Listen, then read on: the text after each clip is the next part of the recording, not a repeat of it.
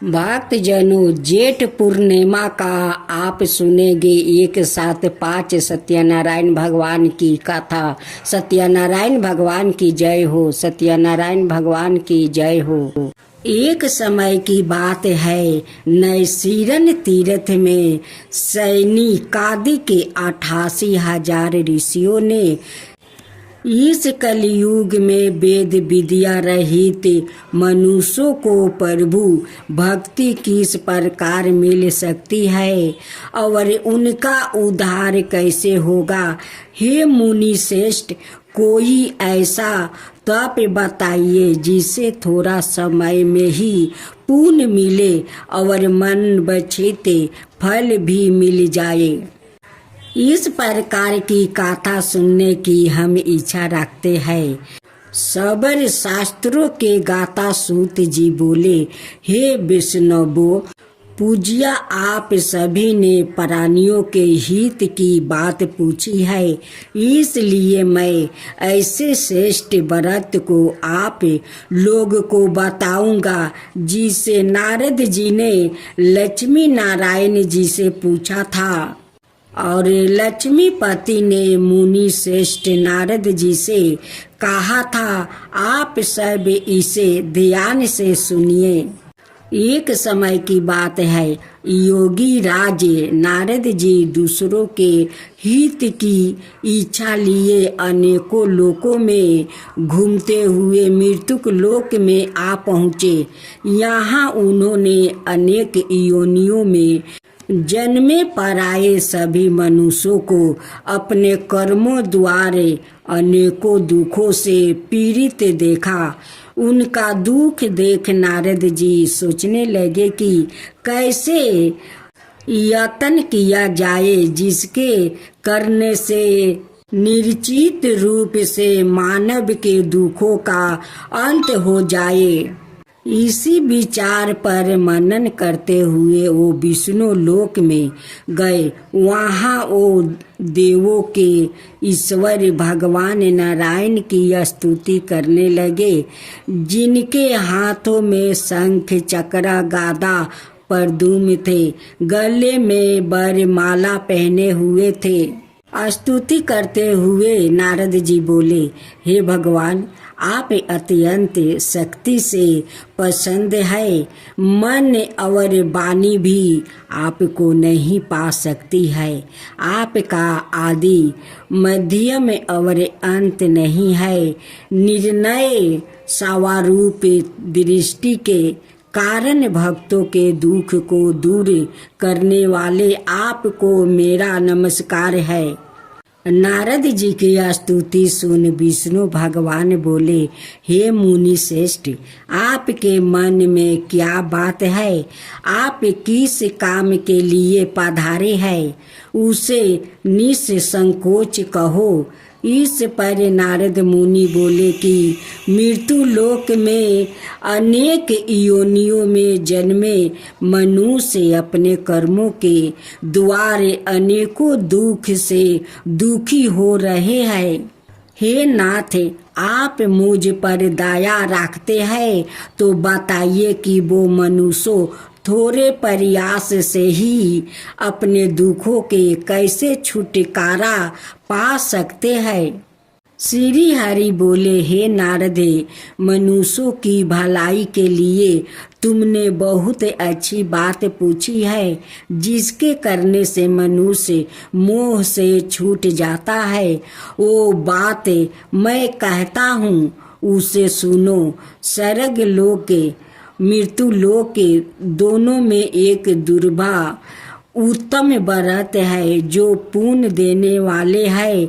आज सो प्रेम बस होकर मैं उसे तुमसे कहता हूँ, श्री सत्यनारायण भगवान का व्रत अच्छी तरह विधान पूर्वक करके मनुष्य तुरंत ही यहाँ सुख भोग करे मरने पर मोक्ष पाता है।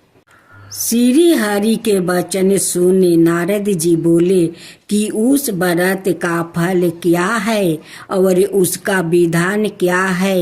यह व्रत किसने किया था, इस व्रत को किस दिन करना चाहिए, सभी कुछ विस्तार से बताइए।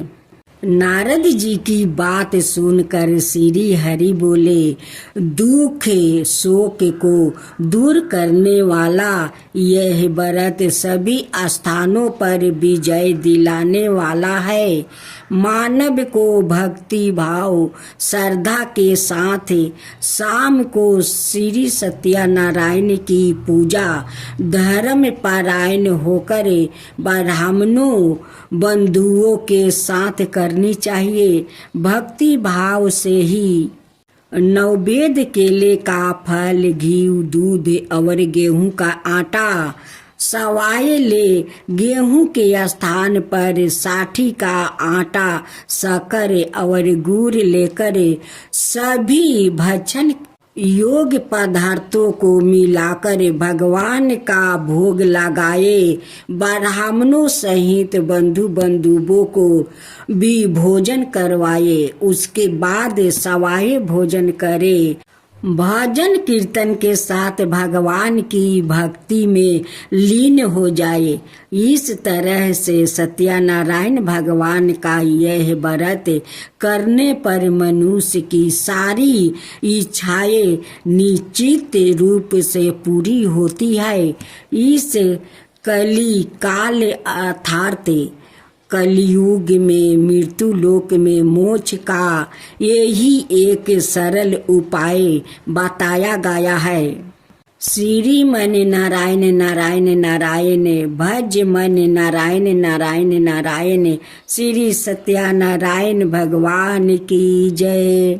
अब सुने दूसरा अध्याय। सूत जी बोले, हे ऋषियों, जिसने पहले समय में इस व्रत को किया था उसका इतिहास कहता हूँ, ध्यान से सुनो। सुंदर काशीपुरी नगरी में एक अत्यंत निर्धन ब्राह्मण रहता था।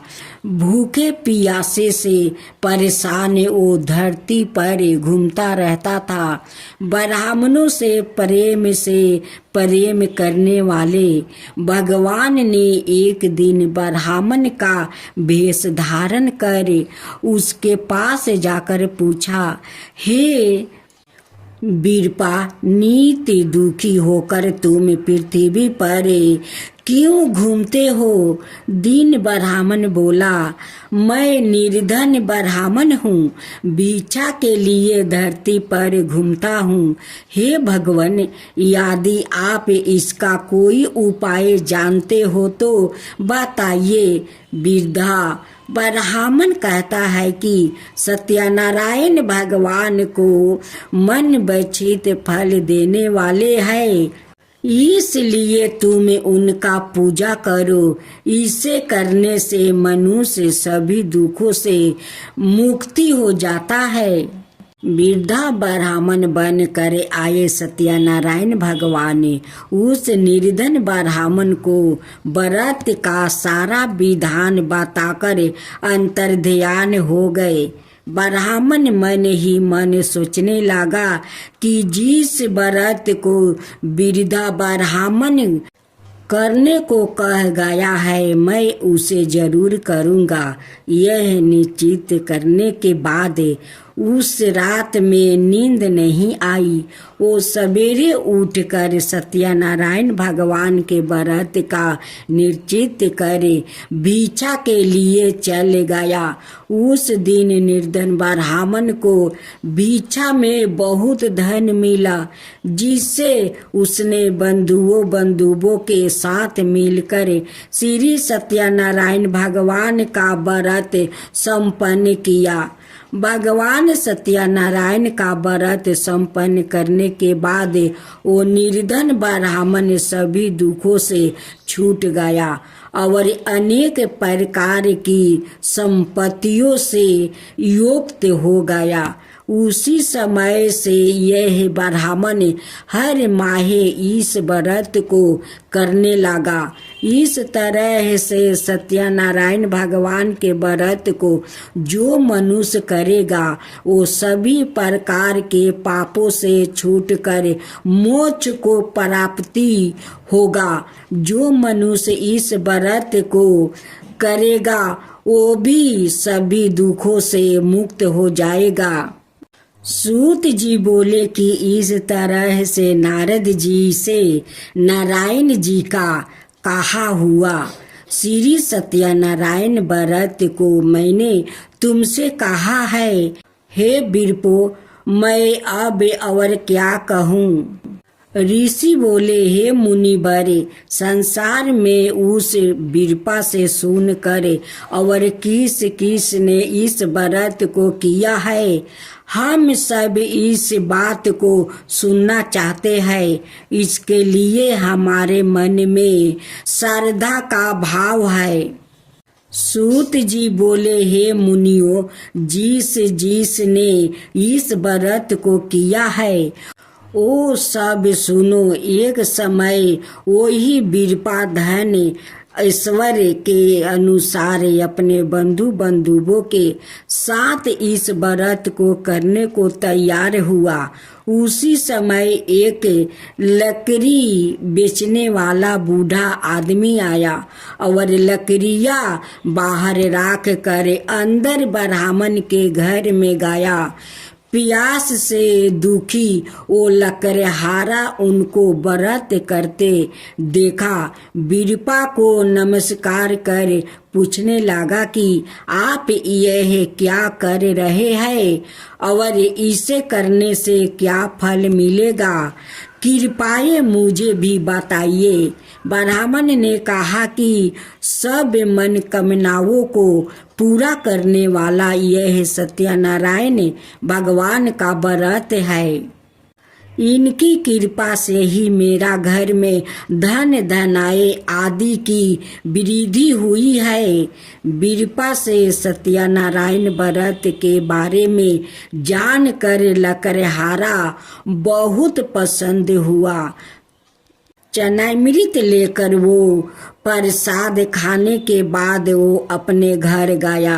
लकड़हारा ने अपने मन में संकल्प किया कि आज लकड़ी बेचने से जो धन मिलेगा उसी से सत्यनारायण भगवान का उत्तम व्रत करूँगा।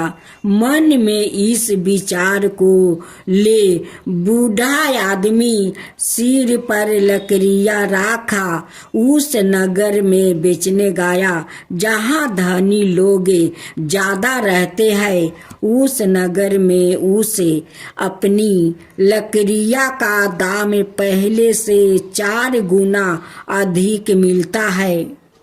बूढ़ा प्रसन्नता के साथ दाम लेकर शक्कर, घी, दूध, दही और गेहूं का आटा लेकर आता है। सत्यनारायण भगवान के व्रत की अनाय समग्रहियों लेकर अपने घर गया। वहां उसने अपने बंधु बंधुओं को बुलाकर विधि विधान से सत्यनारायण भगवान का पूजन और व्रत किया। इस व्रत के प्रभाव से वो बूढ़ा लकड़हारा धन पुत्रा आदि से युक्त होकर संसार के समस्त दुख भोग अंत काल में वैकुंठ धाम चला गया। श्री मन नारायण नारायण नारायण, भज मन नारायण नारायण। श्री सत्यनारायण भगवान की जय। अब तीसरा अध्याय सुने। सूत जी बोले, हे श्रेष्ठ मुनियों, अब आगे की कथा कहता हूँ। पहले समय में उल्का मुख्य नाम का एक वृद्धिमान राजा था। वो सत्य भक्त और जितेंद्रिया था। प्रतिदिन देव स्थानों पर जाता और निर्धनों को धन देकर उनके कष्ट दूर करता था। उसकी पत्नी कमल के समान मुख वाली थी, सती साध्वी थी। भद्रशील नदी के तट पर उन दोनों ने श्री सत्यनारायण भगवान का व्रत किया। उसी समय साधु नाम का एक वेश्या आया। उसके पास व्यापार करने के लिए बहुत सा धन भी था। राजा को व्रत करते देख कर वो विनय के साथ पूछने लगा, हे राजन, भक्ति भाव से पूर्ण होकर आप यह क्या कर रहे हो? मैं सुनने की इच्छा रखता हूँ, तो आप मुझे बताइए।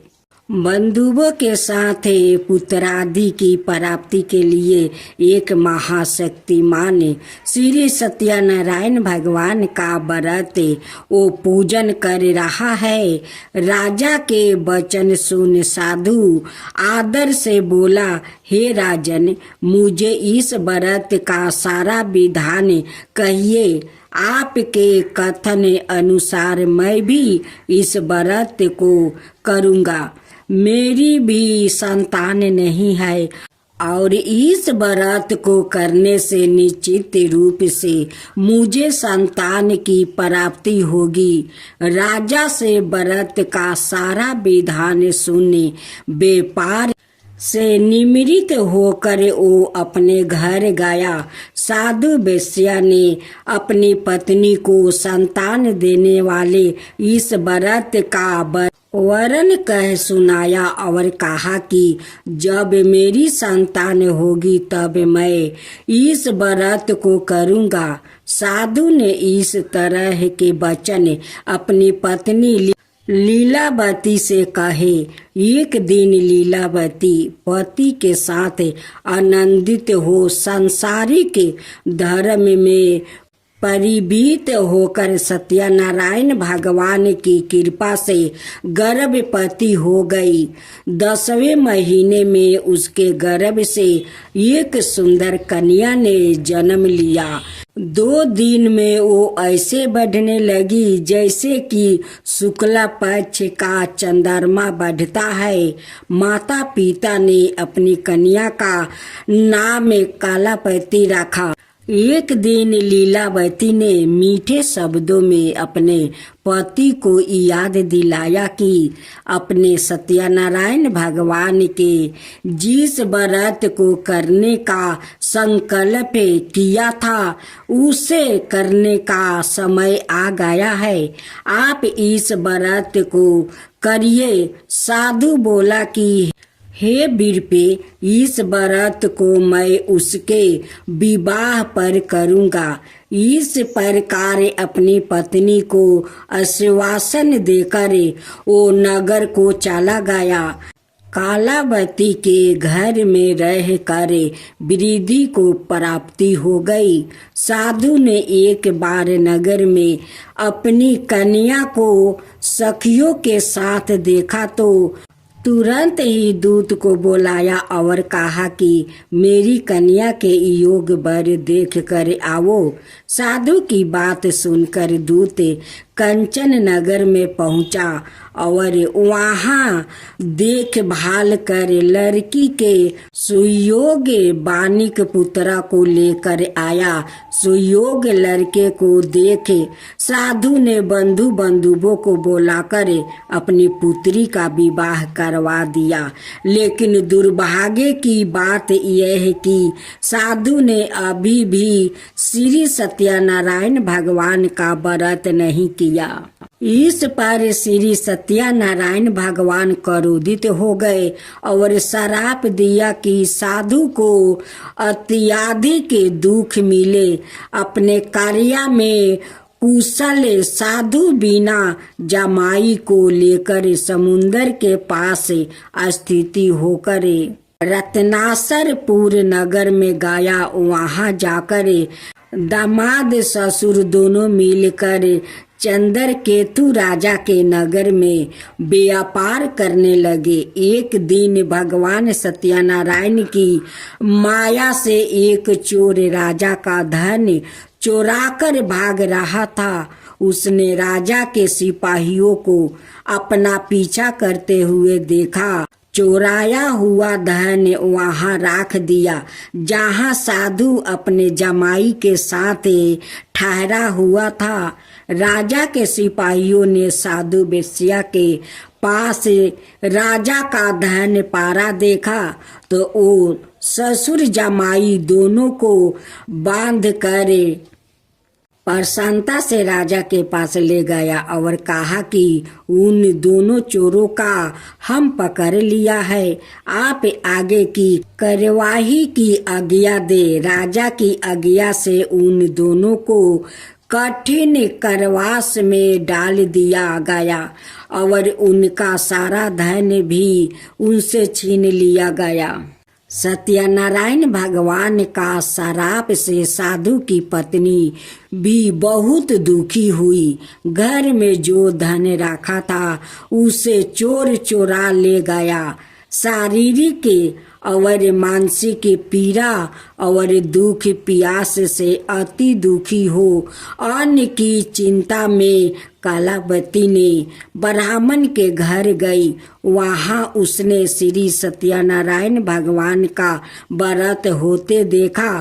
फिर कथा भी सुनी। वो प्रसाद ग्रहण कर वो रात को घर वापस आई। माँ ने कलापति से पूछी कि हे पुत्री, अब तक तुम कहाँ थी? तेरे मन में क्या है? कलावती ने अपनी माता से कहा कि हे माता, मैंने एक ब्राह्मण के घर में श्री सत्यनारायण भगवान का व्रत देखा है। कन्या के वचन सुन लीलावती भगवान के पूजन की तैयारी करने लगी। लीलावती ने परिवार बंधुओं सहित सत्यनारायण भगवान का पूजन किया और उसने वर मांगा कि मेरे पति और जमाई शीघ्र घर आ जाए। साथ ही यह भी प्रार्थना की कि हम सब का अपराध क्षमा करे। श्री सत्यनारायण भगवान इस व्रत से संतोष हो गए और राजा चंद्रकेतु को सपने में दर्शन दिया। कहा कि हे राजन, तुम उन दोनों वेश्यों को छोड़ दो और तुमने उनका जो धन लिया है उसे वापस कर दो। अगर ऐसा नहीं किया तो मैं तुम्हारा धन, राज्य, संतान सभी को नष्ट कर दूंगा। राजा को यह सब कहकर वो अंतर्ध्यान हो गए। प्रात काल सभा में राजा ने अपना सपना सुनाया। फिर बोले कि बानिक पुत्रा को कैद से मुक्ति कर सभा में लाओ। दोनों ने आते ही राजा को प्रणाम किया। राजा मीठे बानी में बोला, हे महानुभावों, भाग्य बस से ऐसा कठिन दुख तुम्हें प्राप्ति हुआ है, लेकिन अब तुम्हें कोई भय नहीं है। ऐसा कहकर राजा ने उन्हें दोनों को नए वस्तु भूषण भी पहनाया और जितना धन उनका लिए था उसे दोगुना धन वापस कर दिया। दोनों वेश्या अपने घर को चल दिया। श्री मन नारायण नारायण नारायण, भज मन नारायण नारायण नारायण। श्री सत्या भगवान की जय। अब सुने चौथा अध्याय। सूत जी बोले, वेश्या ने मंगलचार कर अपनी यात्रा आरंभ कर दिया। अपने नगर की ओर चल दिया। उनके थोड़ी दूर जाने पर एक दंडी भेषधारी सत्यनारायण ने उसे पूछा, हे साधु, तेरी नाव में क्या है? अभिमानी मानिक हंसता हुआ बोला, हे दंडी, आप क्यों पूछते हो? क्या धन लेने की इच्छा है? मेरी नाव में तो बेल और पत्ते भरे हुए हैं। वेश्या के कठोर वचन सुन भगवान बोले, तुम्हारा वचन सत्य हो। दंडी ऐसे वचन कहे वहां से दूर चले गए। कुछ दूर जाकर समुंदर के किनारे बैठ गया। डंडी के जाने के बाद साधु वेश्या ने नित्य क्रिया के पश्चात नाव को ऊंची उठाते देख कर अचंभा माना और नाव में बेल पाता आदि देखे वो मूर्छित होकर जमीन पर गिर पड़ा। मूर्छित खोलने पर वो अत्यंत शोक में डूब गया। तब उसका दामाद बोला कि आप शोक ना मानो, यह डंडी का श्राप है, इसलिए हमें उनकी शरण में जाना चाहिए, तभी हमारी मनोकामना पूरी होगी।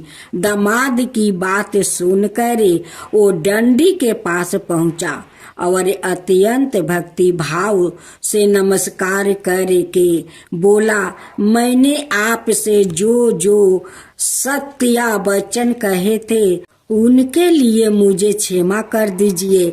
ऐसा कह करे महान शोकातुर होकर रोने लगा। तब डंडी भगवान बोले, हे वाणी के पुत्रा, मेरी आज्ञा से बार बार तुम्हें दुख प्राप्ति हुआ है।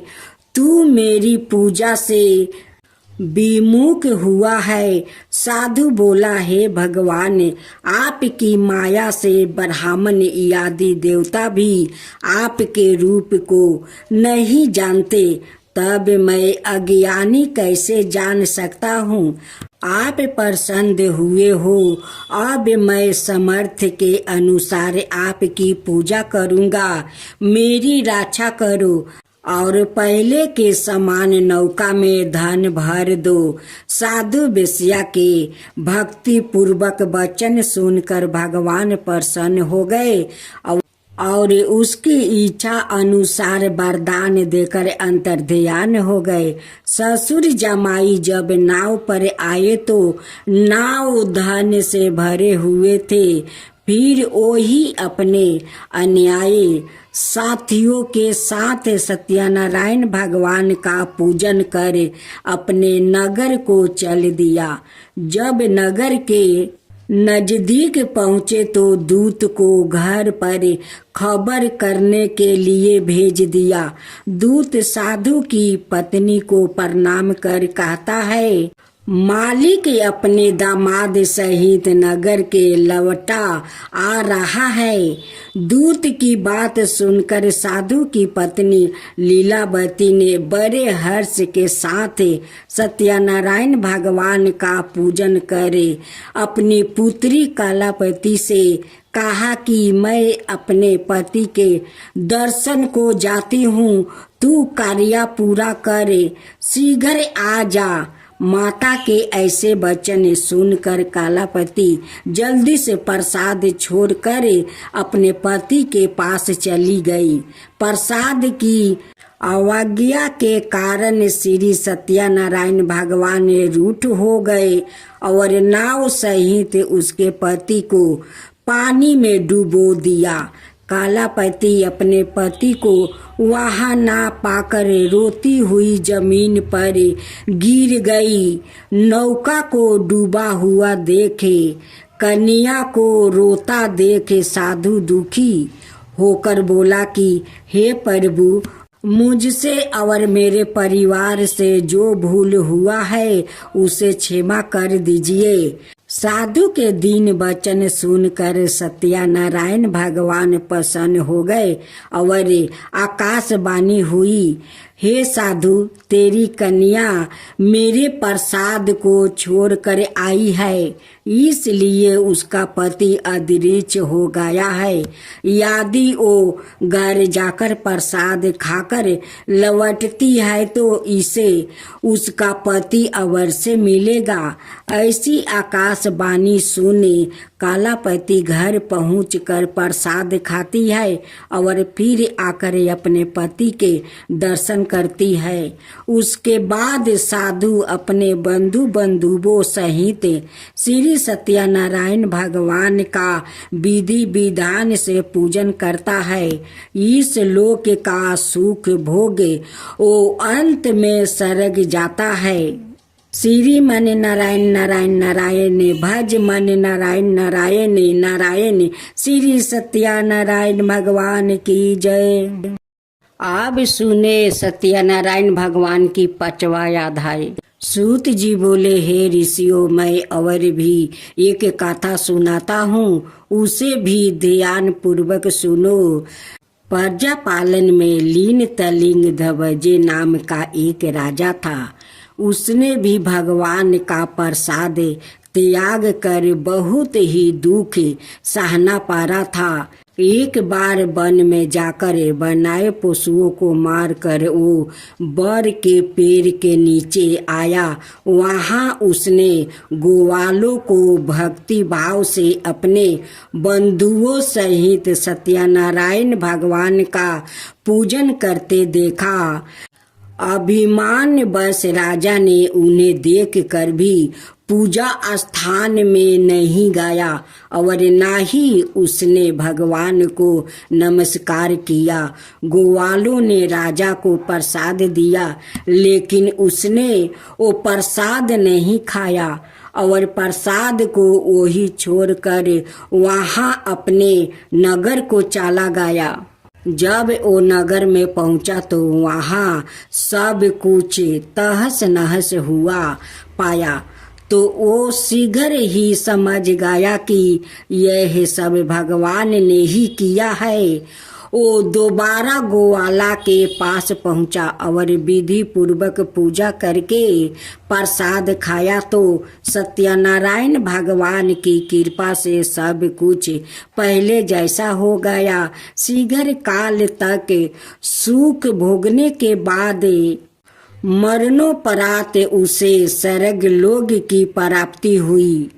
जो मनुष्य परम दुर्लभा इस व्रत को करेगा तो भगवान सत्यनारायण की अनुकंपा से उसे धन धनाई की प्राप्ति होगी। निर्धन धनी हो जाता है और भय मुक्त हो जीवन जीता है।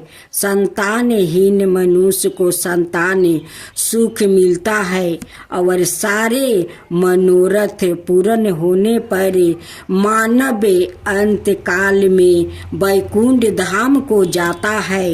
सूत जी बोले, जिन्होंने पहले इस व्रत को किया है, अब उनके दूसरे जन्म की कथा कहता हूँ। वृद्ध सातानंद ब्राह्मण ने सुदामा का जन्म लेकर मोक्ष की प्राप्ति की। लकड़हारा ने अगले जन्म में निषाद बनकर मोक्ष प्राप्ति किया। उल्लेख मुख नाम का राजा दशरथ होकर वैकुंठ को गया। साधु नाम के वेश्या ने मोर ध्वज बनकर अपने पुत्र को आरे से चीर कर मोक्ष पाया। महाराज तिलंग ध्वज ने स्वाभू होकर भगवान भक्ति युक्त हो कर्म कर मोक्ष पाया। श्री मन नारायण नारायण नारायण भज मन नारायण नारायण। श्री सत्यनारायण भगवान की जय। ओम जय जगदीश हरे, स्वामी जय जगदीश हरे। भक्तों जन के संकट क्षण में दूर करे। ओम जय जगदीश हरे। जो दावे फल पावे, दुख विनाश मन का। सुखी संपत्ति घर आवे, कष्ट मिटे तन का। ओम जय जगदीश हरे। माता पिता तुम मेरे, शरण कहूँ किसकी। तुम बिना और न दूजा, आस करूं मैं किसकी। ओम जय जगदीश हरे। तुम पुराण परमात्मा, तुम ही अंतर्यामी। पार बड़ी माँ परमेश्वर तुम ही सबके स्वामी। ओम जय जगदीश हरे।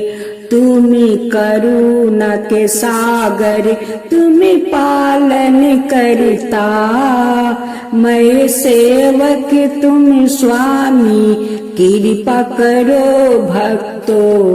ओम जय जगदीश हरे। तुम हो एक अगोचर सबके प्राणपति।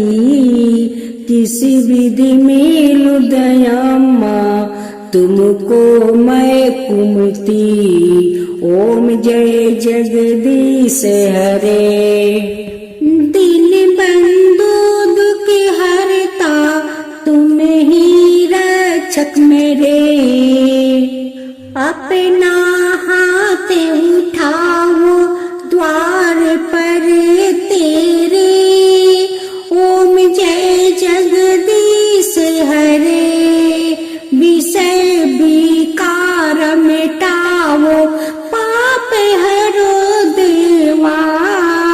सरदा भक्ति बढ़ाओ संतन की सेवा।